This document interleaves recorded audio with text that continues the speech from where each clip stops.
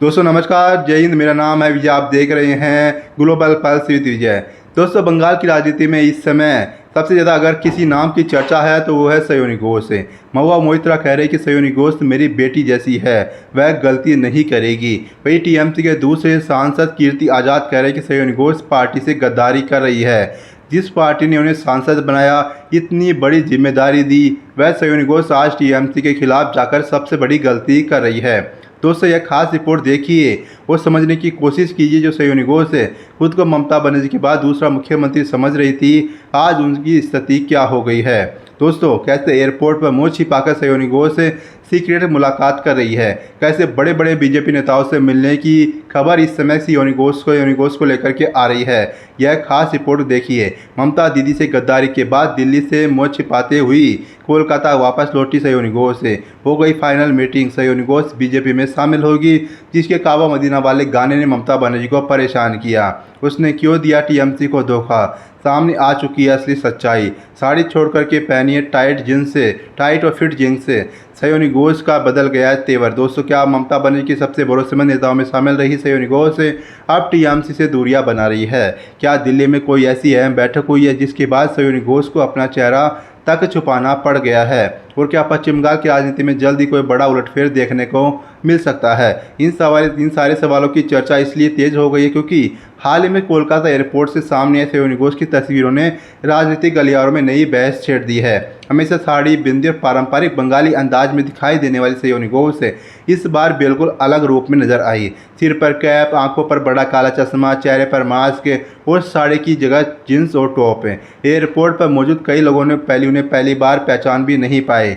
दिलचस्प बात यह रही कि एयरपोर्ट से बाहर निकलते समय उन्होंने मीडिया से पूरी तरह से दूरी बनाए रखी। कैमरे उनकी ओर बढ़े तो उन्होंने कान पर फ़ोन लगा लिया और बिना किसी का सवाल का जवाब दिए तेजी से आगे बढ़ गई। इसके बाद राजनीतिक चर्चाओं का बाजार गर्म हो गया। सोशल मीडिया पर तरह तरह के दावे किए जाने लगे। लोगों ने सवाल उठाना शुरू कर दिया कि आखिर ऐसा क्या हो गया कि टीएमसी की इतनी बड़ी नेता जो इस तरह से बेस बदल करके निकलना पड़ा। सयोनी घोष कोई साधारण नेता नहीं है, वह टीएमसी के सबसे चर्चित महिला नेताओं में गिनी जाती है। राजनीति में आने से पहले उन्होंने एक अभिनय की दुनिया में पहचान बनाई थी।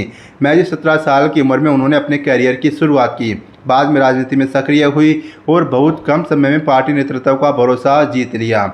जब विपक्ष लगातार टीएमसी पर हमला कर रहा था, तब सयोनी घोष खुलकर ममता बनर्जी के पक्ष में सामने आती थी। टीवी डिबेट से लेकर जनसभाओं तक वह पार्टी की सबसे मुखर आवाज़ों में शामिल थी।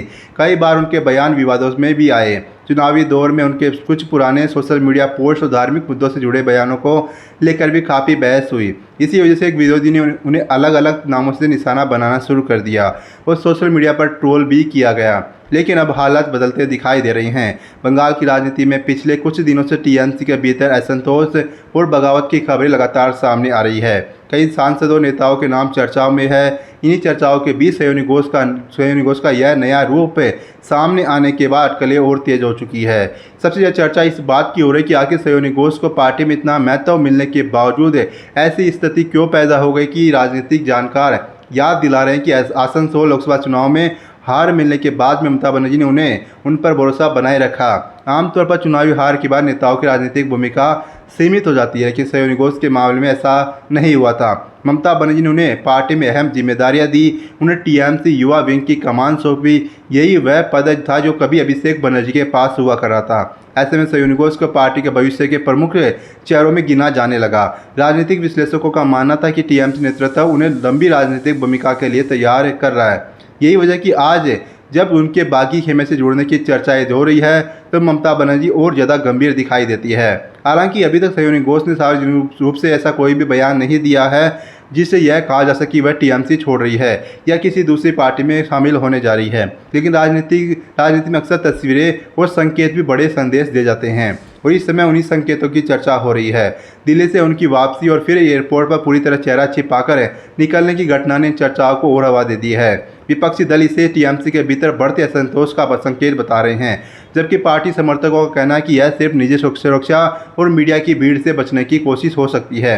इस पर आपकी क्या राय है? अपनी राय अवश्य बताइएगा। वीडियो को लाइक कीजिए, चैनल को सब्सक्राइब करना मत भूलिएगा। शुक्रिया, धन्यवाद।